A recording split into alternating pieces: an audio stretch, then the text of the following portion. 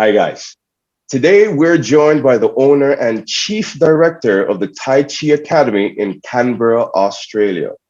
He has been involved in the martial arts for over 40 years, and in that time, he's mastered styles such as Yang Tai Chi, Wu Dao Gong, having learned directly under the founder Grandmaster Fei Wong, and Hun Yuan Tai Chi under founder Grandmaster Feng Zhi Qiang.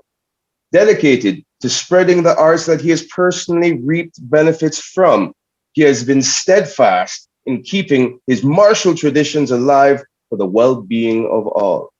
Let's welcome Sifu Brett Wagland. How are you doing today, sir? Very well, thank you. Yeah, excellent, Mark. I'm very honored to be able to explain my story a little bit and go into details about how I started the journey. I am very, very honored to have you with us, sir, especially coming all the way from Canberra in Australia. All right, sir, let's go ahead and get straight into the interview. So, Sifu Brett, how did you get started in the martial arts, sir? Well, my first exposure to the martial arts in general was watching a Kung Fu TV show back in the 70s with David Carradine.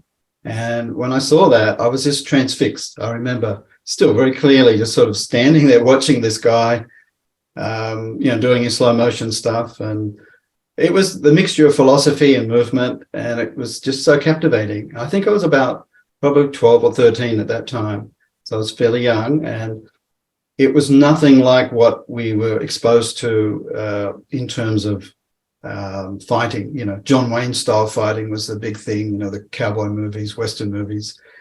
So it was a very different take on things, and that fascinated me. And it was from that particular event that started me looking for something, what is this Kung Fu? What is this martial arts stuff?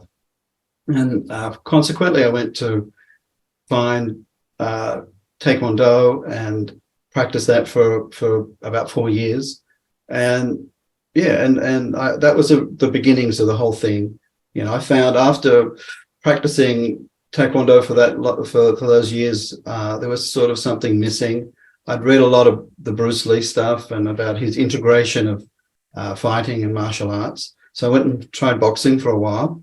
My friend, who was the Australian junior welterweight champion at the time, boxing champion, said, come to the gym and we'll train. So I trained in boxing for a while.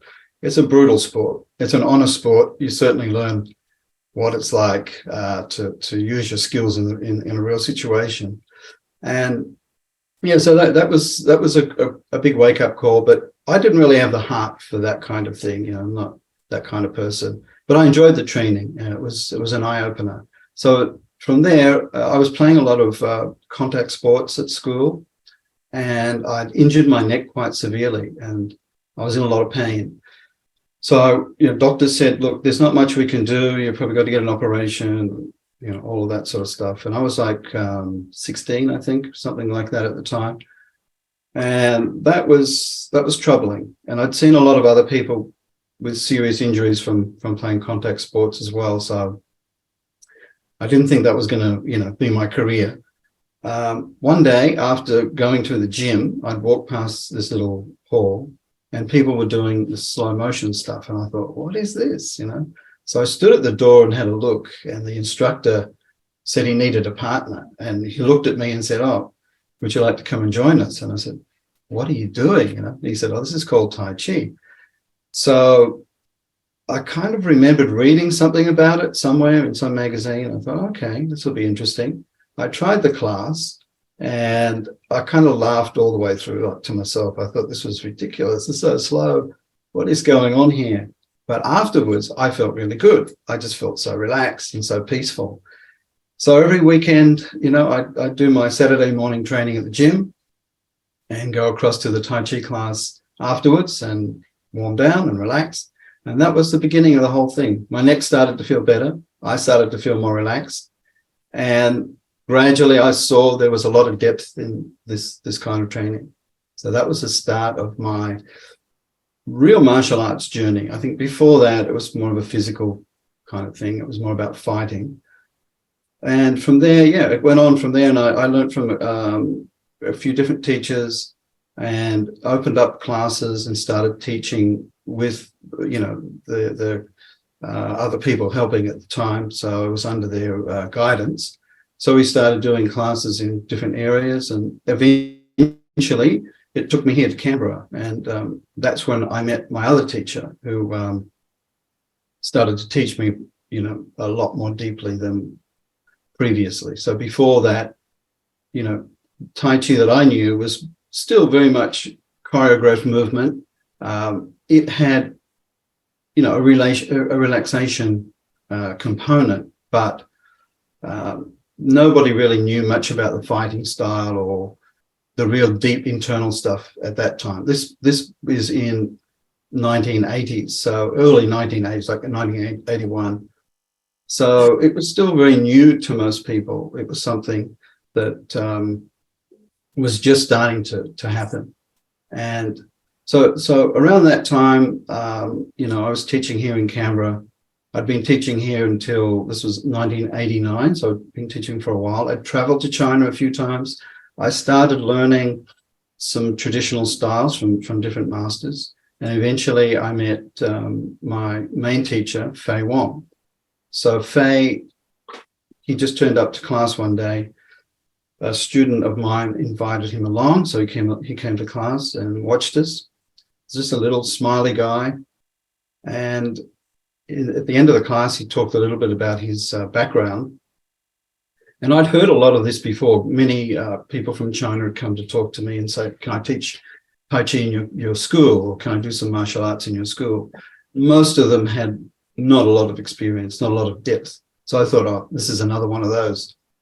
So I said, yeah, well, what can you do? And he went down to a 90-degree angle and just walked around the room very slowly, just, lifting one leg at a time, and so relaxed and so peaceful. And I'm watching this, my eyes are kind of like almost falling out of my head. And I thought, what is this stuff? I've never seen anything like it. And I was really amazed, but at the same time, I thought, this is beyond, I couldn't do that. Like I was 30 years old at that time. And I thought, this is impossible. Like, how can you train like that? Anyway, he said, this is the foundation for his martial arts. So at the end of that, I almost was like, oh, he's way beyond me. I don't think I could really, what can I gain from this? It's just too hard. And a friend of mine who happened to be visiting from Melbourne was the European Kokushinkai, which is, the really hard kind of karate style, European champion. So Benny Smith. So he was there, and Benny said he traveled to Taiwan and China earlier on and said, oh, Brett, this guy's the real thing. You got to learn from him.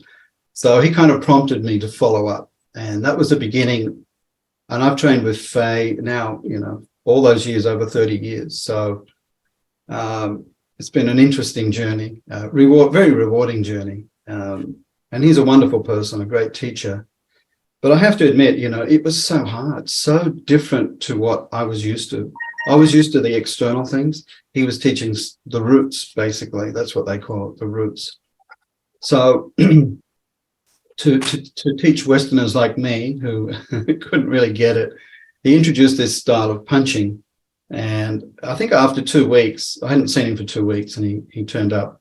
And he said, oh, how's your punching going, Brett? And I said, oh, punching, oh, fine, What's the big deal? I've boxed, I've done all kinds of martial arts.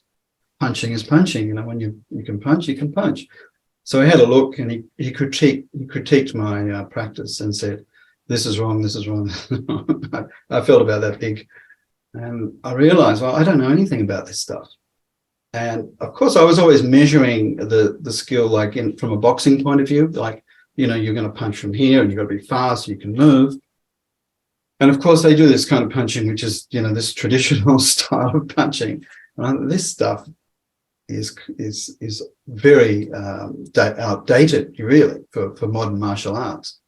But what I didn't realize is it's really a tool. That's not the fighting. That's the tool to change your body. So that's what he explained to me. He said, there are different levels or different stages in the practice. And until, like, all of the training has to change you. If it doesn't, what's the point of doing it? So the first lesson is really overcoming a lot of your own your own blocks, your own prejudice, your own thinking. And that's, it's humbling. At first, it is very humbling. It's sort of like, well, I thought I was good at this stuff. I'm not. I really didn't understand it all. So you've got to kind of go back to basics. And then it's hard work. You've got to practice really well. You've got to get to the point where you understand what is quality practice. So that takes a while because your body at first doesn't understand that. Your body, you've got a lot of weaknesses, tension, lack of coordination, all of those things. And until you get to a certain point where you understand that, that's usually when you can start to critique yourself. You can actually feel, oh, I'm missing this, I'm missing that. And that becomes the real point of training, the real start of training. Before that, it's like preparation. You're just getting ready for it. Now you can train. So that was the first thing we started doing. And the low legs training, the one I mentioned earlier, was also part of it. So low legs training is just impossible. You think you can do it, but it's just so tough. You do it very slowly. So it's different to, like, some people can get down and walk fairly quickly, but this one, you have to totally relax your body at every step. It's like in slow motion. He could do it for a long time, like he would do it for 20 minutes or more. And it was just like meditation. He said his teacher, who was 72 at the time when he learned from him, would practice the walking for an hour. It's just phenomenal, insane almost. It's like, that's not like a real... I'm sorry, pardon me for interrupting. That's the chicken leg exercise? Chicken legs, yeah, we call it chicken legs. So you heard that probably from Chris. And yeah, so it's slow walking, and it's to train your body internally. So how we train, I'm focusing a lot more right now on the Dao Gong. This is my teacher, Fei Wong. And the way we train is we use the outside to affect the inside. So it is hard work. It is a physical thing. It's not like just doing a Qigong exercise. First, you're using the outside. When you train it properly, it involves a lot of your mind and of body awareness. So it is, even at this stage, even in the early stages, it is a kind of form of meditation. It's the laying a foundation for meditation. So you have to be very self-aware of what you're doing. And you need the determination. You need to work hard and consistently. And then the body starts to change. It's a lot harder. Like, I started at 30. I'd done a lot of physical training. So I had to undo a lot. That was difficult. It wasn't the best start.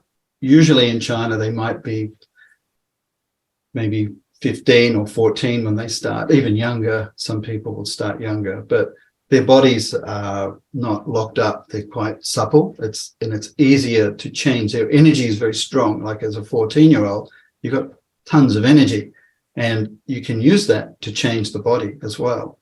And you're less burdened with life. You haven't got the worries of a family or work or serious study at that age.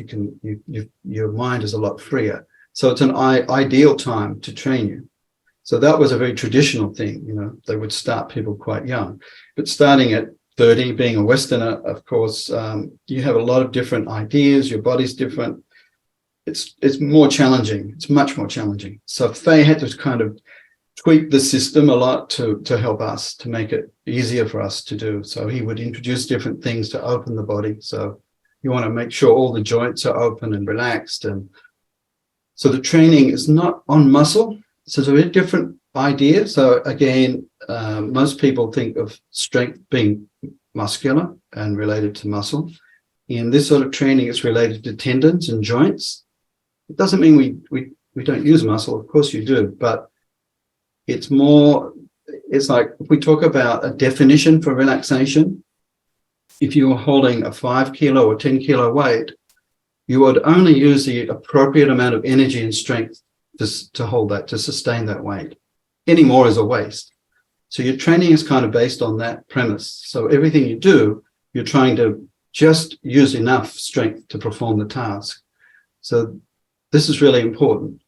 Once you start introducing tension, it will take away the qualities of the strength from tendons and connective tissue, and you won't be able to penetrate eventually into the organs, because it also has to change the organs, strengthen the organ. So it's a very thorough way of training the body. We often say, you can train muscles in a few months if you really want to. It doesn't take you long to build up certain muscles, especially for males.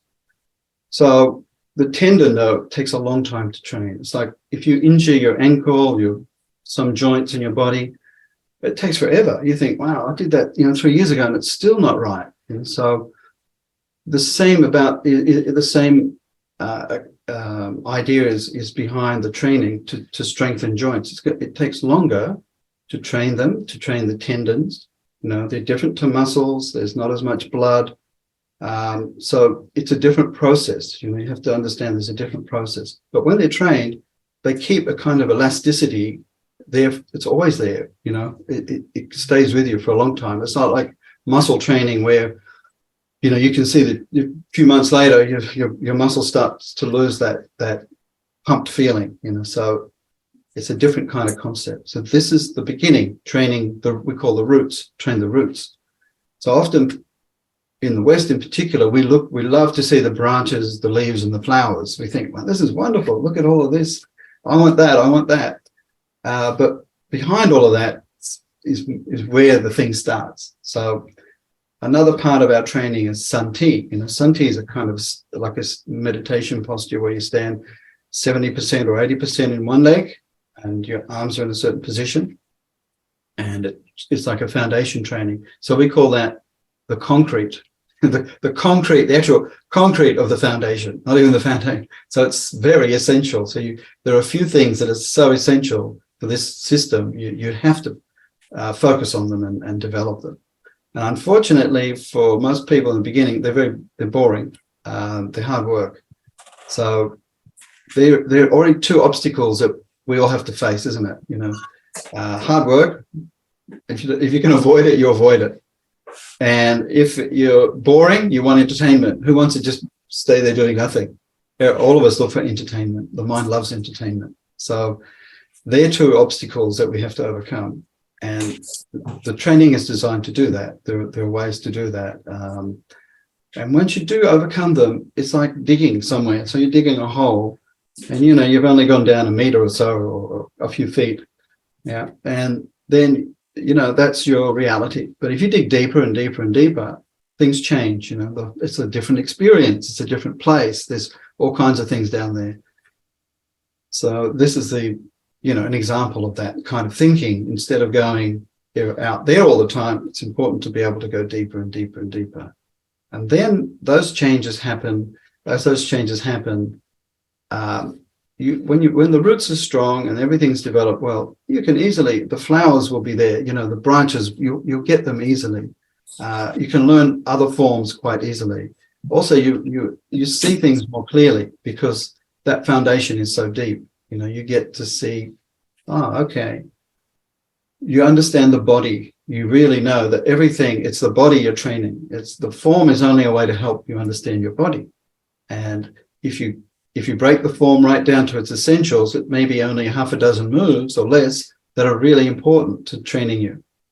The other moves are useful, but it's like we would say, if your roots are deep and your body's strong and you've changed your body, you will have 1,000 techniques. You'll have 1,000 techniques. But if you just train techniques and everything else is not strong enough, as soon as you meet that stronger person, you're in trouble. That arm lock can't work. The person just stands there. You can't move them. You can't do things. So the first part of the training is about the roots and developing, the roots. And from the roots comes power. So power for martial arts, if we talk about martial art, is very important. You need power. So power, in Chinese, they talk about Li and Jing. So Li is a hard force, and most people get that from boxing or hard training.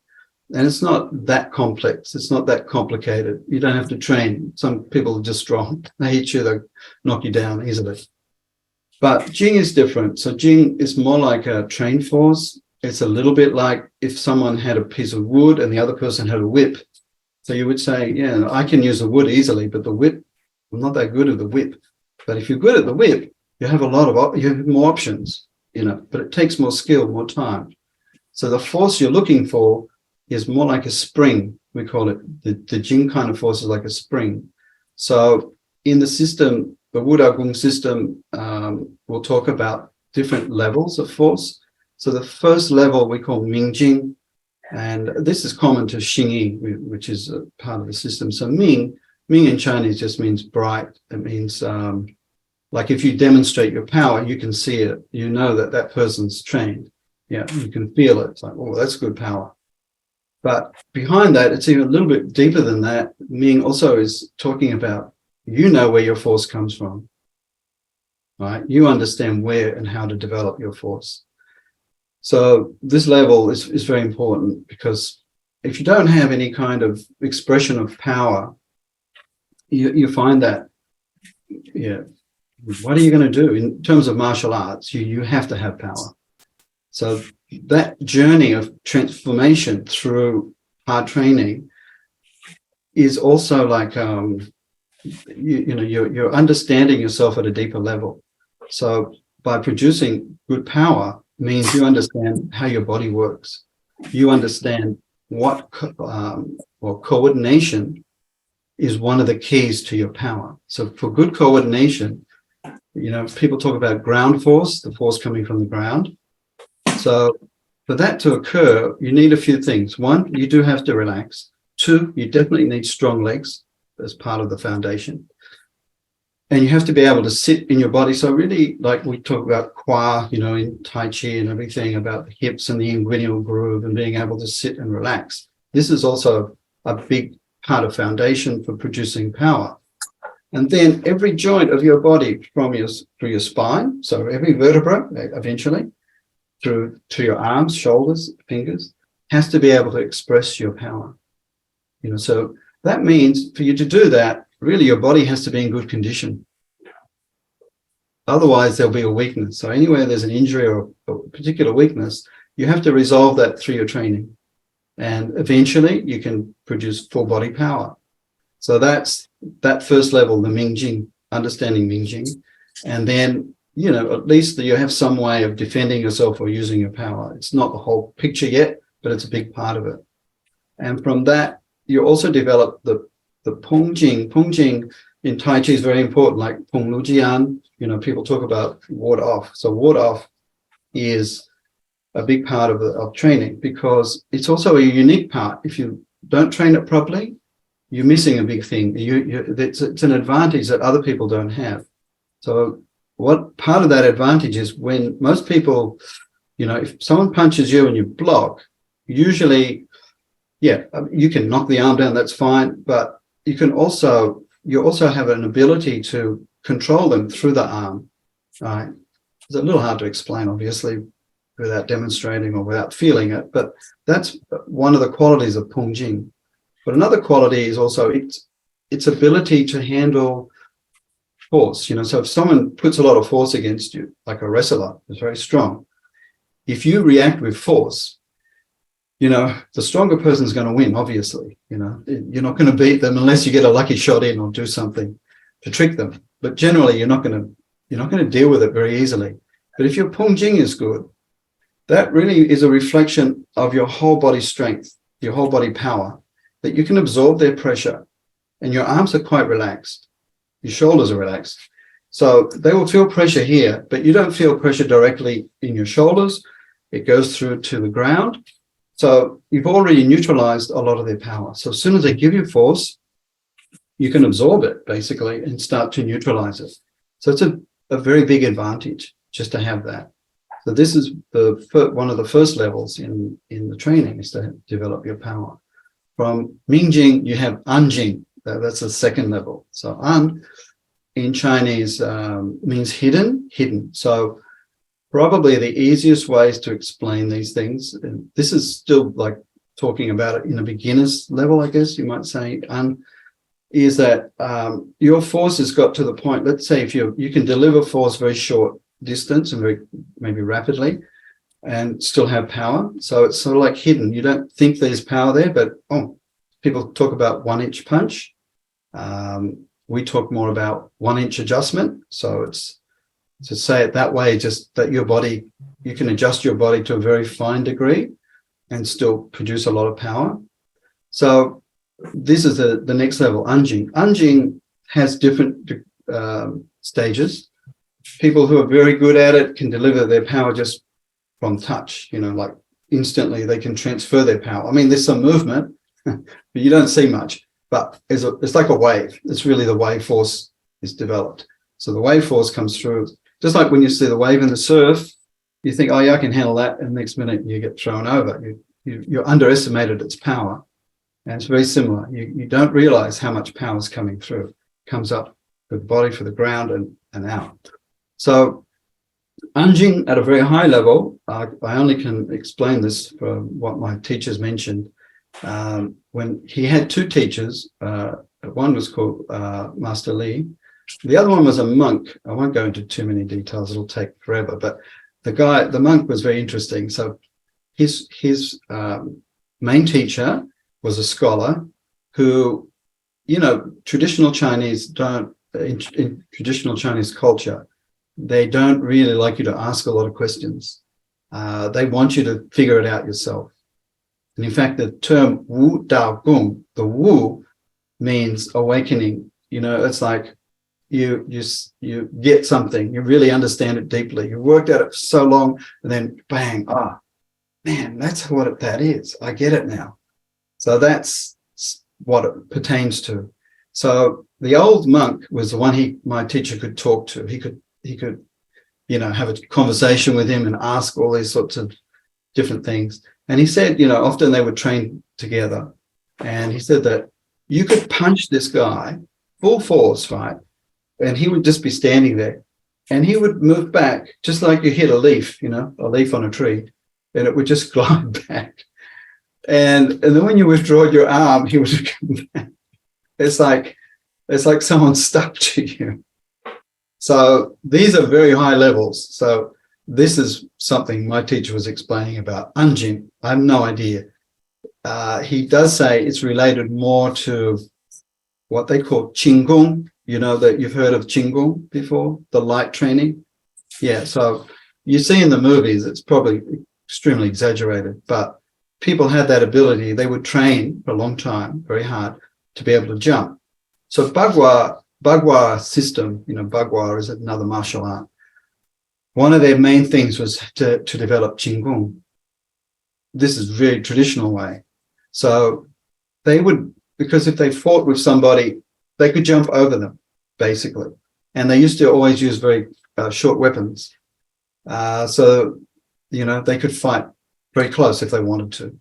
So Qigong was developed to give you that ability to jump over somebody. But of course, it gives you a lot of other advantages as well. In a lot of the Taoist systems, their leg training that I was talking about earlier, it has to get to the point where they can catch a monkey. Just think about it. It's pretty hard catching a chicken sometimes, or a cat, a monkey. So if they fought with you, if they have that ability, you don't need many techniques. If they were using a sword or something, you wouldn't see it. You'd be probably dead. So that's kind of the levels that people were at, the really dedicated martial arts of those times. So this monk that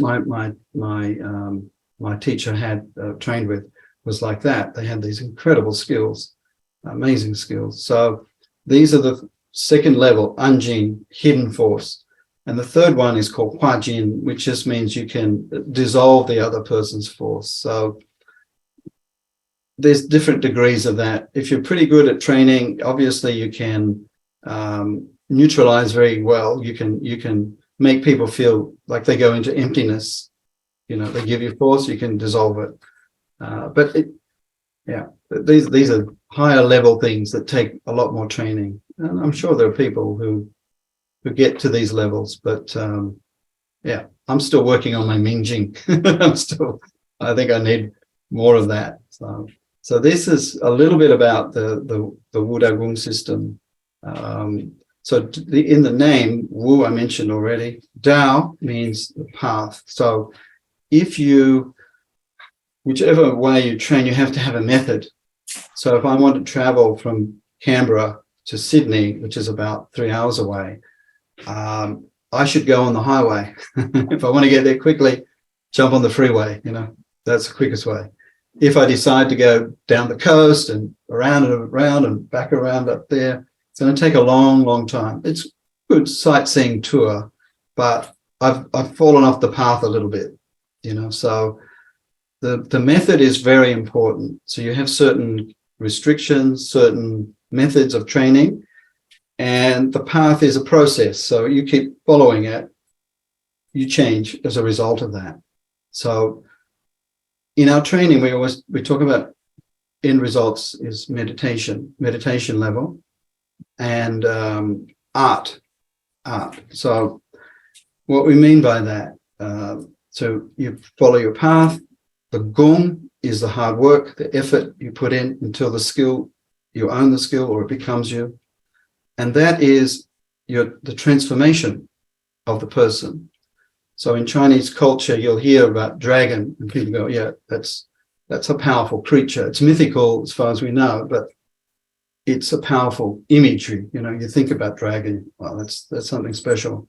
But in Taoist mythology, it started off the dragon as a fish swimming up the stream instead of down the stream, coming to a weir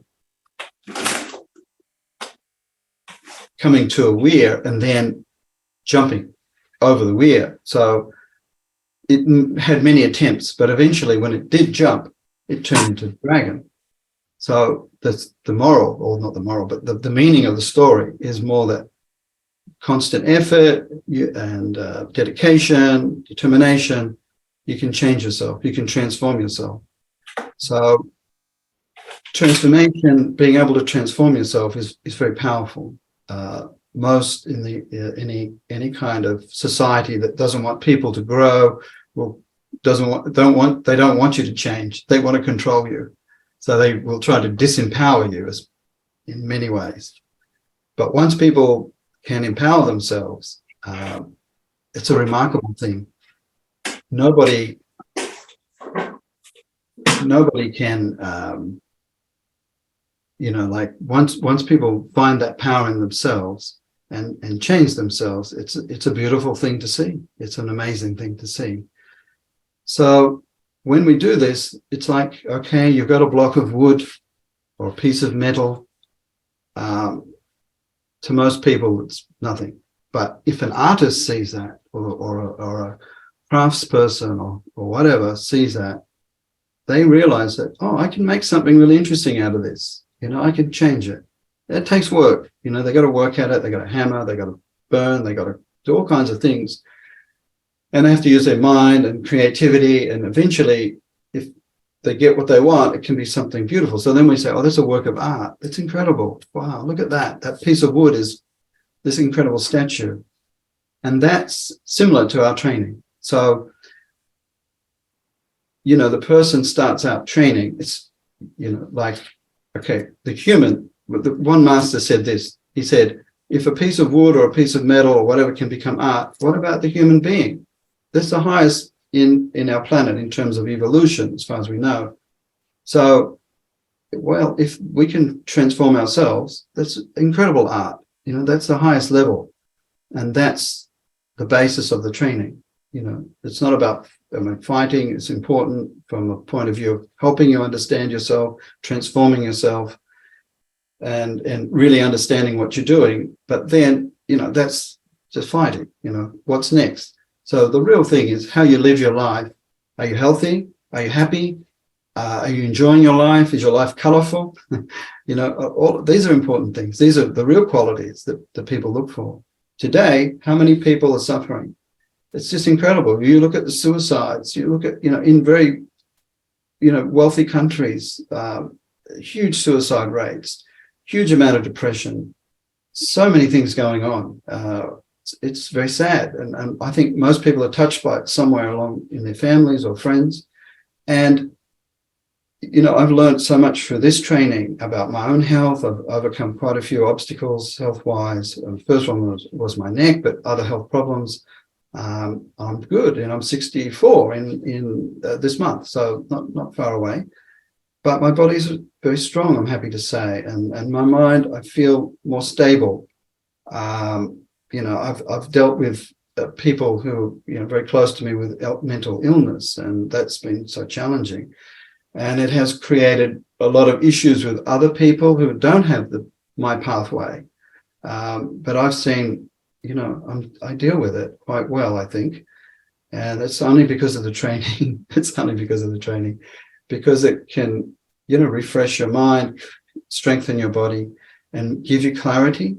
And it's very important in life, It also teaches you to be humble and teaches you to, you get stronger, you can handle things more. It's like sometimes when you're not so strong, you will blame everybody and, get angry and kind of manipulate things. People who are usually stronger tend to sort of take it a lot more. I'm not saying they're martyrs, but they can handle it and they can see, okay, you see the situation. Oh, this person's not in full control. There's no point harming them. It's not going to help them at this stage. You take different courses of action and you try and think about it more clearly. And you also see, well, what are the consequences for me if I, engage this way? Like you might get a short-term benefit, but long-term it might harm you. It might divide your whole family and create all sorts of problems. Maybe I'll just be quiet for a little longer and bide my time and talk about it another way. Or maybe my own example of living might inspire some people, but sometimes it doesn't. Some people get jealous and angry and think, oh, why are you happy? Why are you so strong and healthy? So it can also go that way. So the art side of it is very, very important part of our training. And the meditation is the last thing we learn in our system. So we've already learnt it in a sense for all of our training. So it's already built up the foundation for going deeper into meditation. And that's another world. And it's a very special part of it. But if the foundation isn't there, it's not just mindfulness and awareness and all of that. We really talk about the energy level of our practice. So if you're doing certain practices which are physically very demanding and you've entered a certain state of mind or you've changed your state, your energy's strong, you can endure that practice. Well, it's not really endurance. It actually feels very pleasant. You feel very happy. You think, wow, this is incredible. How come I'm not giving up? Normally I would stop after 10 minutes or whatever. And all of a sudden you're able to kind of, oh, I can do this and I feel so good. And that feeling, that good feeling is what starts to accompany you all the time in your practice. Every time you practice, you feel elevated, you feel different. And that's the motivation. It's not because someone said you have to practice or this is, maybe going to be good for you or you're going to be a good martial artist. It's really that you feel so good about yourself and inside yourself and your connection with the world. So, and that's, I think, a really important part of training. If it leads you to that goal, that's great because you're happy. You feel happy in yourself. It seems like an ultimate goal to have, to actually be happy in your training, right? To have your training get you into that happy state. That sounds like something that's great in itself. Mm-hmm. All right, Yeah. Sifu, let's go ahead and take it into that second question, right? So when we were speaking earlier, we were mentioning with Dao Gong that you had a very pivotal part is the Santi stance. And the Santi stance is also from Xingyi, right? Yeah. So, which leads me to the second question, right? What are some similarities or differences between the styles that you practice, right? Which would be Yang Tai Chi, Hun Yuan Tai Chi, and Wu Dao Gong. Seeing as how, we already cross paths, seeing as Wu Yeah. Dao Gong has a little bit of Xingyi in it. Mm-hmm. Yeah. Okay. Well, they all have good qualities to them. They're all very useful, can help you in many ways. The Wu Dao Gong, of course, is very deep and very a lot of hard work, but it has helped my Tai Chi.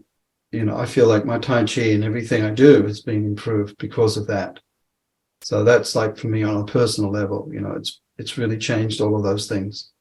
The Tai Chi, like Yang style Tai Chi, is good. Its foundation, when I learned from different teachers, was also a lot of low leg training, which not many people realize that, but it is really important. Even the Yang style, we would practice very low for 2 hours. So that's like 6 rounds of the form, 20 minutes each time. So they were excruciatingly hard. So there are different practices depending what you want. I mean, that was for martial art training. Of course, for health, you don't need that degree. You have to understand. Like I teach full time. I've taught full time for 41 years here in Canberra, and so I've had a lot of experience, looking at different systems and doing different things. Some of the training was for myself. Obviously, I wanted to explore things for me, because if I don't grow, you really don't. What have you got to offer to your students? And what I found with some traditional training, it's beyond most people. So we did separate the class. Wu Dao Gong really became the go-to thing for serious people who really want to train hard, because that's what it is. Tai Chi, we had to kind of adjust. So those who really wanted to do it, of course, I'll teach them as best I can and share whatever knowledge I've got. If they're capable of doing the hard work, excellent. They'll get good results. So Yang style has that component to it, but it also has a very gentle component where you can just do a medium level or upper level training, and you can still benefit immensely from those practices. So we do have that option where you can, for the general public, you focus more on the health. There was a time when I found even Yang style started to create issues for some students. So that's when I did discover the Hun Yuan Tai Chi, and I was in China in 2002. And I was in the park. There's a big park in Beijing, the Temple of Heaven Park, which is the main park there. And it was a Sunday. I think it was a Sunday or something. And there was everyone was there, I think. there were so many. I've never seen so many people in one place. It's a huge park. It's 270 something whatever it is, acres or whatever it is. It's a big area, yeah. And I was walking by myself, walking around, and I'd heard about Feng Zhi Qiang, and I thought, I wonder if he can practices in this park. And I just kept walking and looking and meeting different people. And I walked past this one guy who was a Westerner, and he had a shirt with Hun Yuan written on it. And I was like, oh, this must be Hun. Are you doing Hun Yuan Tai Chi with Master Feng? He said, yeah, this is where we train. And it was just so lucky. I mean, to find him was really a needle in a haystack. It was just a big place. It's unbelievable. But anyway, that was where I found out about that style.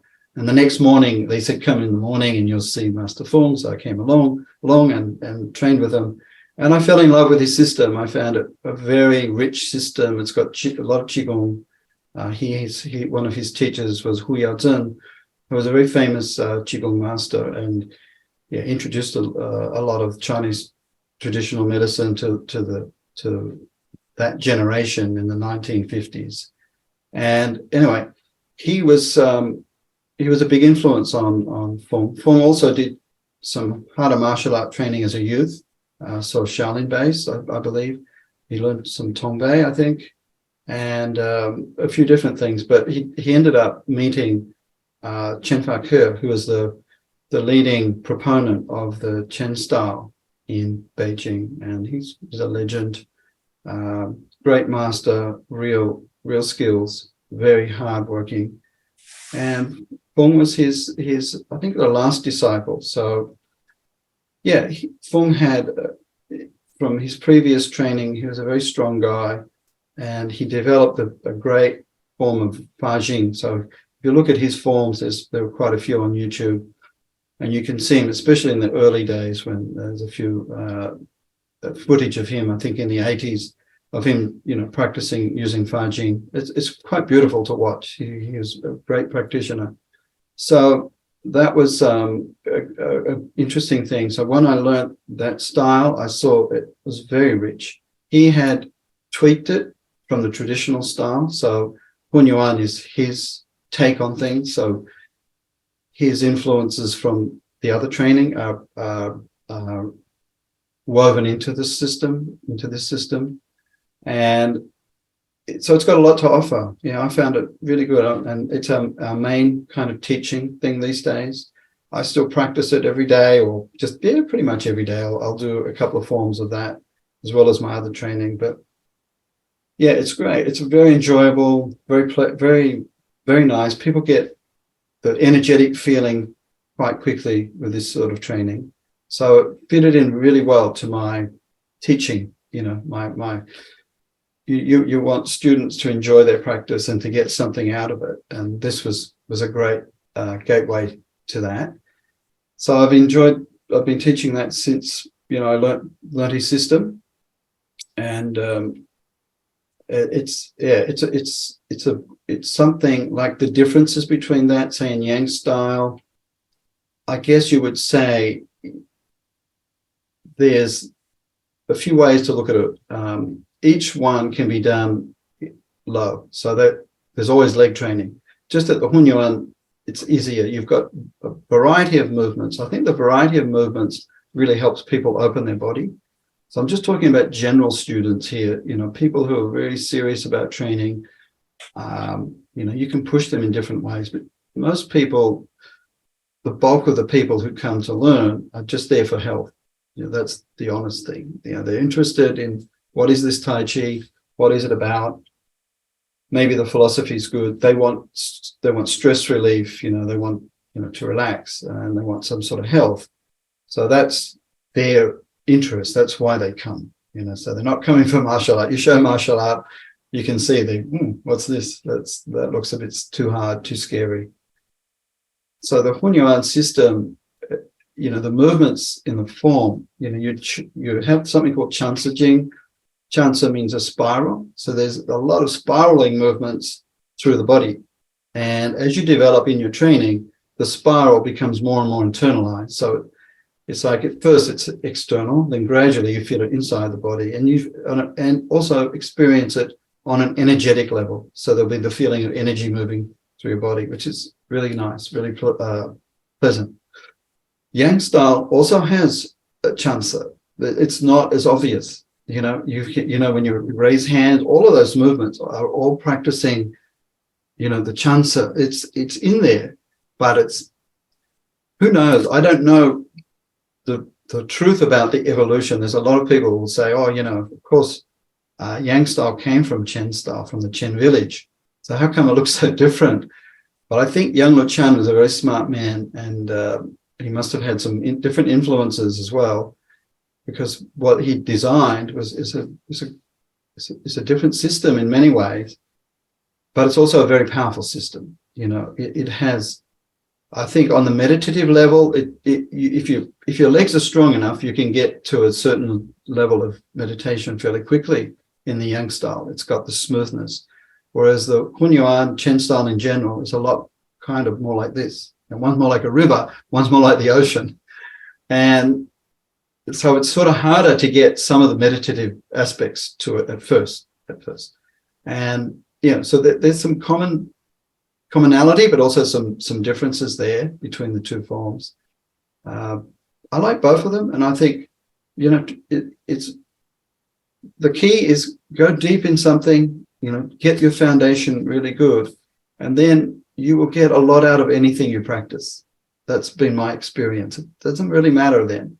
But if you don't go deep, if you don't really explore it properly or train properly, you'll always be on the surface. It's just, that's it. You'll always just be picking up, oh, let's do another form, let's do another form, let's do another form. And that's more the entertainment part, the mind part. It's not really the understanding part. You won't have gong, you won't have real skill if you just keep doing that. So yeah, anyway, but yeah, between those things, that's probably the main differences that I see. All right. Very good, very good. All right. So third question for you there, Sifu. What, in your honest opinion, is the hardest part of developing one's Kung Fu? Well, Kung Fu already means work, doesn't it? It means hard work. So for most people, I think you probably would say it's the lack of understanding. And for me, in the beginning, I had a reason to do it. It was because I had pain every day in my neck and I had a problem. So I was forced to do something, And once I got into it, I did enjoy it. Obviously, it was something I liked straight away. But if I didn't have that problem, I don't know if I would have kept pushing it, would have kept going deeper and deeper. So you need a motivation. There's something's got to click.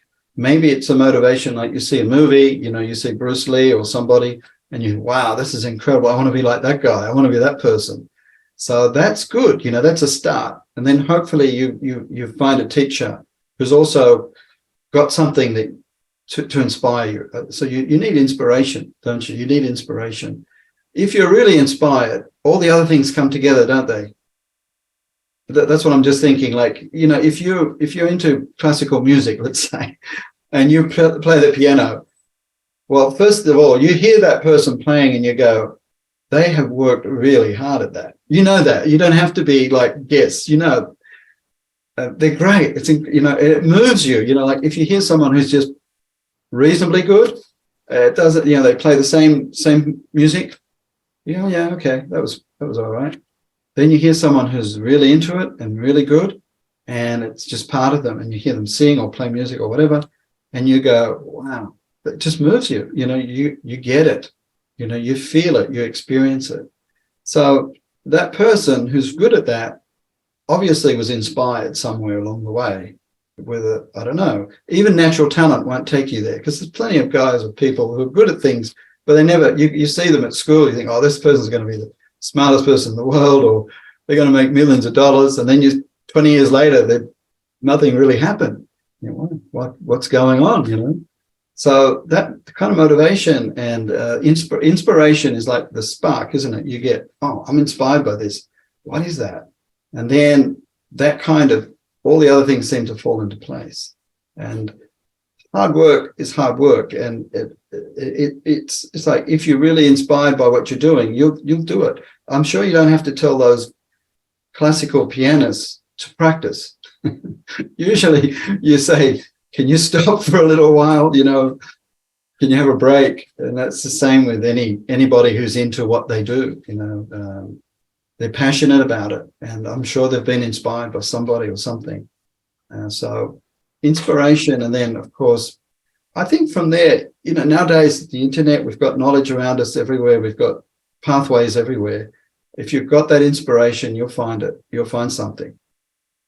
Definitely. Oh, great answer. Inspiration is like that spark. It just, as you say, it's that spark that just lights that fire there. Yeah, yeah, exactly. That is a great answer, because really and truly nowadays, as you mentioned, it's really hard to really stay inspired, because there's so many different ways. Like of course, we're using a medium which is through a social medium right now.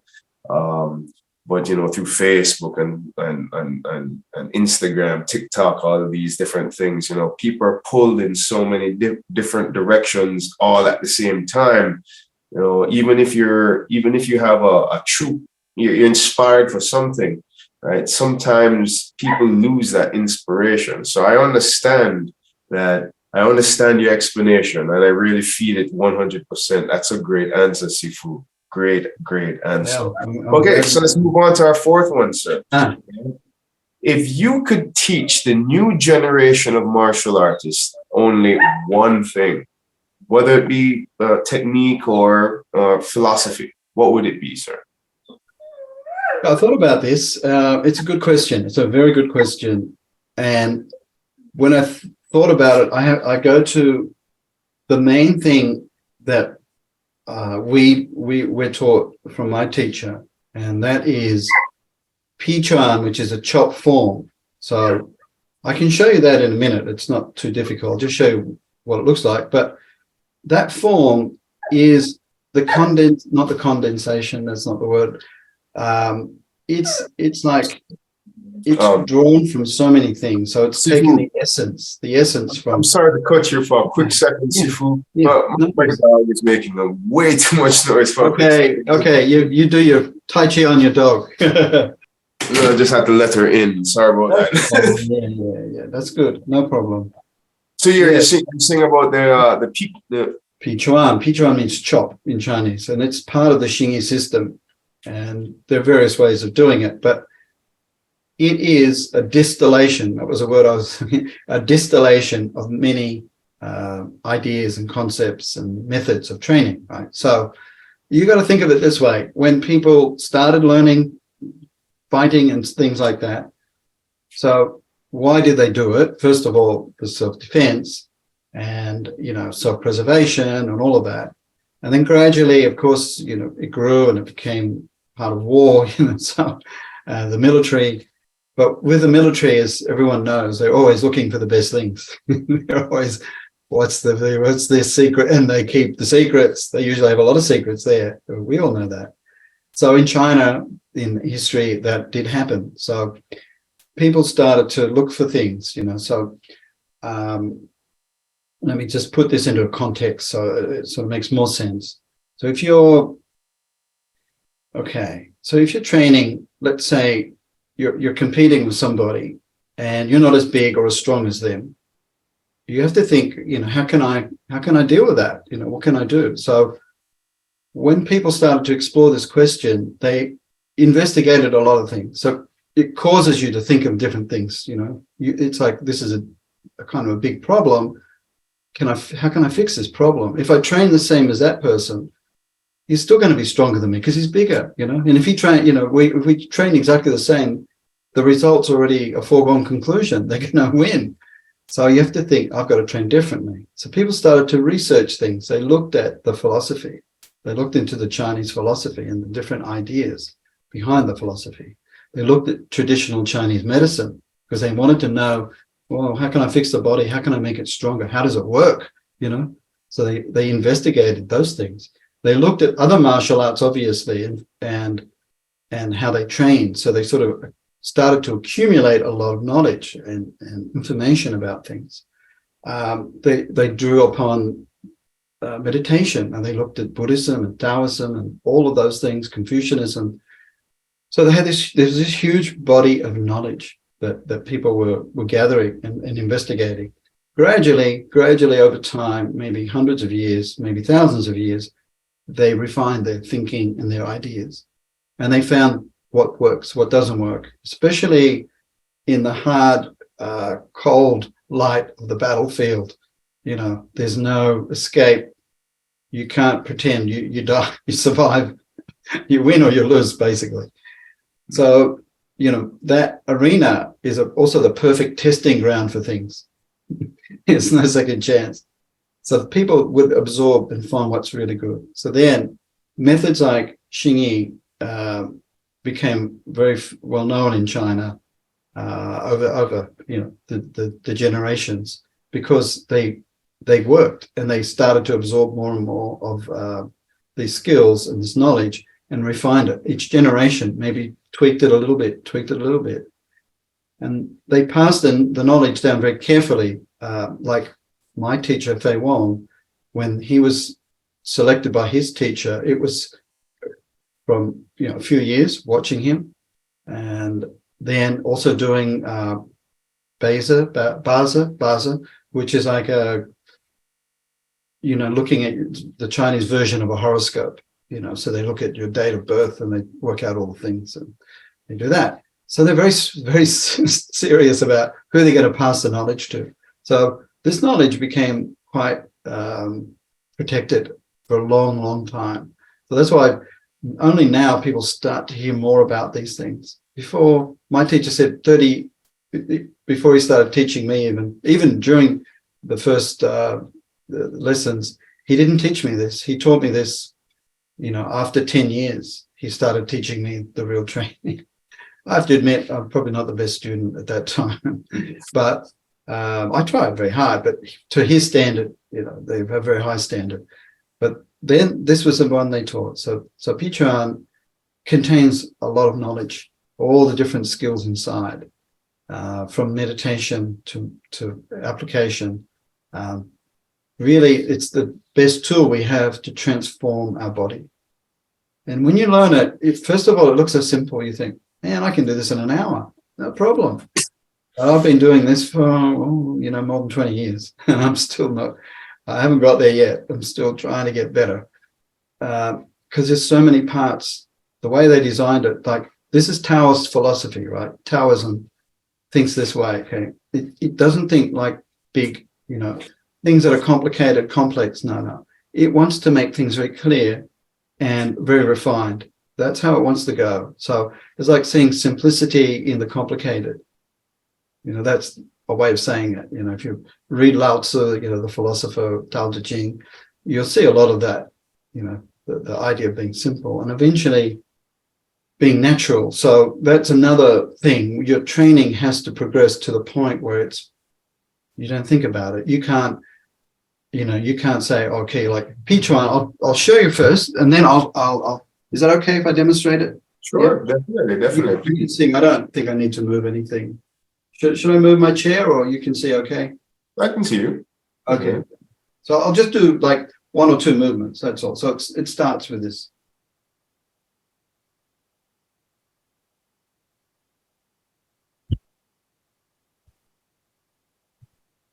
So it would go like that for, 20 minutes or whatever, how long ever you want to practice.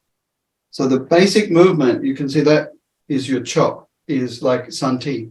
So you can see most of the weight sits in the back leg. You can see the postures like that. You're standing like that. So for Santi practice, you would build up to about 20 minutes standing like this. Usually first few times in 2 minutes is hard, because that's most of the weight is in the back leg, and the front foot is just like lightly touching the ground. The ball of the foot is just touching the ground. So you would hold that posture, and you can see the shape of the body. So we call this lungsen, means a dragon body. It's a certain shape that we practice. So this would be the practice that I would recommend if I had to recommend one thing for people to do. The dragon it body contains everything inside. Everything inside.